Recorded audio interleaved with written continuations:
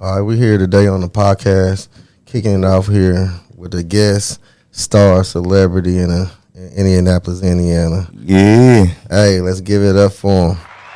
Yeah. Mutulu. Let's get it. Hold up, did my man call me Mutulu? Nope. I see. Let's get back. Say he was gonna get you on live. He called me Mutulu. The manifest right there. Get him. Hey, that's crazy. Let people know who it is. Let's get it. Hey, introduce yourself, my brother. My name is Mutulu Ekundayo. I told Cuz I was gonna cuss him out. Hey, he did though, I man. told him I was gonna get him. He spoke straight to his Mutulu Ekundayo. I am an actor. I am a writer. I am a community advocate, life coach, herbalist, life scientist in general. Damn, Yes, sir. man. Yes, sir. Yes, I got sir. to clap to that, man. That's beautiful. Thank you, brother. You don't hear a lot of titles like that. Just, you know what I'm saying, swinging around on everyday living.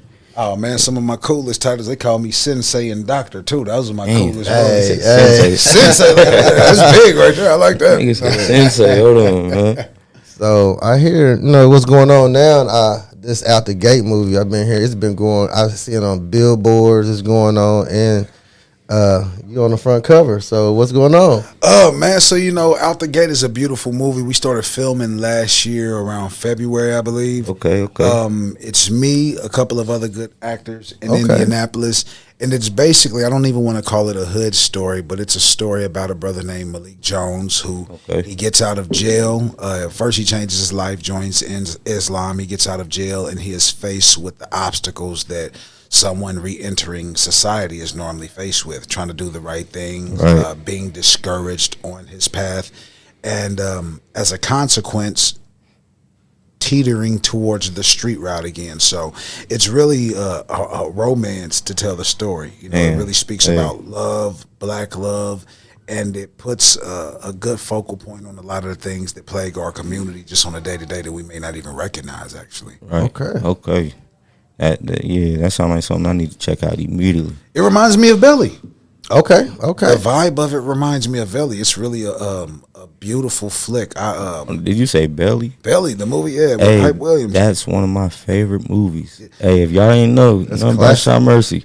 Yeah. Belly is one of my all-time favorite movies, man, because it shows the characteristics of your friends. Yeah. You get what I'm saying? And like maybe not all, but you just see certain things throughout those friends. You had your righteous one, you had your off the wall one, you know what I'm saying? Like, Yeah. So that's it's deep. definitely a beautiful, redemptive tale. And as a matter of fact, I think the author, the writer, the director, J.M. Benjamin, did a good job at accommodating me because, like, in real life, I'm pretty cornball. I don't use profanity in real life. Yeah. I'm really sensitive to energy, so there are things that he did in putting it together that made me feel honored to be the antagonist in this movie. Because, we all want to play the villain. We all want to play the old dog when we're younger. We get in the mirror. We practice our poses. Yeah. I felt that he was so responsible with the film and how he dealt with the subject matter that I was just more than proud to portray that antagonist, whose name is Cheddar, by the way. That's deep. Man. And where can we find this project? Where can we find this film? So it's supposed to be released on Tubi, and I believe I keep seeing Fubo TV. I've never heard of it. Yeah, Fubo. Anytime I Google it to find out, that's what I see. But quite honestly, I don't know. Whenever I speak with JM, he always tries to give me some heads up as far as when it's coming, but I tell him no. I kind of want to turn my TV on one day and say, "Yo, there it is." You know what I mean? Yeah, get that. So I don't know, but I hope it's tonight. I hope it's tomorrow. Hey, we pushing for that too. We pushing for that too. Tubi, Fubo. Yeah. Y'all hear him? Hey, Netflix too. I don't know if y'all pushing for that, but look, hey. Man, we want the world, man. We want the come world. on, And man. with the determination of J.M. Benjamin, man, I don't put any limitations on where this movie can go. I definitely think that it'll be in line for a few rewards. Definitely. Come on, man. Beautiful movie. Well, definitely. I definitely can't wait to check that out. I'm gonna definitely see him putting his footwork into this movie also as well. So I'm gonna definitely respect him. So Big ups. Yeah. he said, yeah. Hey man, I got a quick question, man. What you sipping on over there? Man, so this is my witch's brew.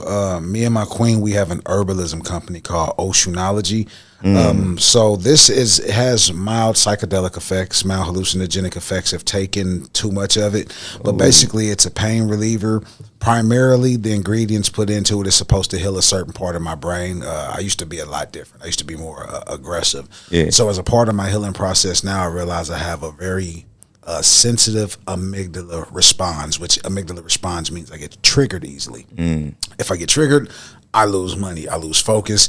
Being upset is like the worst thing in the world. So me putting this combination of phytonutrients together, which I never give my ingredients or my ratios, right, but me putting them together, it kind of heals the amygdala, kind of reduces inflammation, but it also deals with a part of the brain called the anterior cingulate gyrus that helps to deal with some of the ways that anxieties impacted my communication. I used to deal with selective mutism sometimes. So with me putting these together and sipping on my special witch's brew, it kind of helps me to be able to cope in a place where I may be kind of highly volatile to being triggered or upset. You know, it helps me as far as dealing with things socially. Man, that's amazing. Yeah, thank you, brother. Thank you. Man, that's the juice I need. No, man, it works. I haven't released it to the public yet because I got to do a lot of testing on all of my herbal remedies before I release them. Yeah. So. At what age did you obtain your awareness of self? Oh man, that's a layered question. It came at different levels. Are you speaking as it pertains to like my mental health, brain health? Yeah, and as far as like because you know it takes awareness to even want to change something about yourself. So it's like before you started creating these witches brews and shit. You know what I'm saying? Like I think the catalyst. I think the catalyst to self-awareness is first being self-honest, being able to analyze yourself, in an accurate way. And even though I kind of fell in the category of people that had behavioral issues, it was never because I tried to.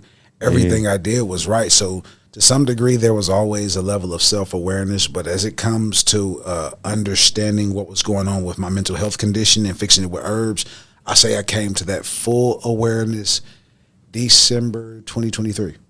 Okay. Yeah, December 2023. So about almost 3 years ago. It's going on 2 years. About 2 years. About 2 years. Yeah, going on 2 years, man. I tell folks I'm going on like 2 years old. December. Yeah, that's the end of the year right there. Yeah. Excuse my math.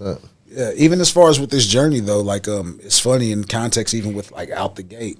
Remember I said I dealt with a form of selective mutism, which means with a lot of anxiety, I wasn't able to form words, and I had a fear that one day I would be quiet and never be able to speak again. Damn. So February of 2024, Brother J.M. Benjamin, he holds these auditions for a role in Out the Gate. Now, I initially missed the first one. Right. So when things didn't pan out, I guess with that cast, I don't know what happened. And he called me to do this role. It was actually somewhat of a godsend because the only time I was able to talk or do anything is if I was paid for a job. I mean, dead serious. If you put some money in my hand, I'm gonna get the job. Right. But outside of that, like straight up, I wasn't able to speak. So that was actually a huge catalyst in helping me keep going and not lose my voice as well. Damn, that's what's up. Yeah, bro. real. That's real. That's deep. So you definitely overcame some obstacles. Man, you know what? Life is so funny that we approach our artistries with different levels of inspiration. So it can kind of be said that Out the Gates to some degree kind of saved my life. It put me around creatives. Hey, you know what I mean? Yeah, that's heavy, man. Sir. You feel me? And these creatives, I'm not like the traditional actors. These guys audition. You see them on Tubi movies. They do plays. I just happen to have a talent that I love to explore and hone. So when I got Without the Gate, I began to see all these people that I see as like local titans of the acting. Yes, sir. You know what I'm saying? My brother that played Malik. Titan. Rashard Tyson, Titan, these people, all these talents, man, these amazing abilities, and then you got little old me. It was a very good experience for me because one, I was accepted by them. They gave me advice from their professionalism, but they also did not hold back in giving me my flowers to tell me where I naturally excelled in taking pages from my book as well. That's beautiful. Yeah, man. Can't beat that experience. It was a very beautiful experience. Very beautiful experience. So having great people around you that can help mold you as you go. Yeah, most definitely. And if you focused on one thing, you're going to find people, you know what I'm saying, in that peer group automatically. I think in filming the movie, I have to say, man, one of the most impactful people in building in that capacity was Brother J.M. Benjamin, man. J.M. Benjamin is the funniest dude in the world. Yeah. He's the funniest dude in the world, but he also, he comes from Jersey, which is a little bit close to heart because I build with the nation of gods and earths, right? Right. So there's a saying, they say the further west of Mecca you head, the more watered down the knowledge becomes. And because he somewhat exists in the same vein of thought that my teachers brought to me, we have a certain level of understanding, man, where he even made it easier for me to exist in NAP. You know what I mean? Just because I have a certain, you know what I mean? He very, very impactful brother, man. Very impactful brother. Yeah, I also met him, and we came across each other a few times, and I bought his book at a segment thing he was having. So yes, he is a very strong, influential brother. You know what I mean? So, yeah. But yeah, man, the whole journey, even as far as with the herbalism, being here, people don't know how you be in, but his humility, when I met my cousin Montez, it impacted me because, I'm used to being rejected. We come from a place where you're not used to people that, embrace you. So even if you don't know it, man, you're embraced with other people or humble. My interaction with you, first, humble. Shout out to him. I liked him before I met him because he gave me credit for somebody else's work. Hey, shout out to him. Shout out. My apologies, Rashard. We need to work in the future, man.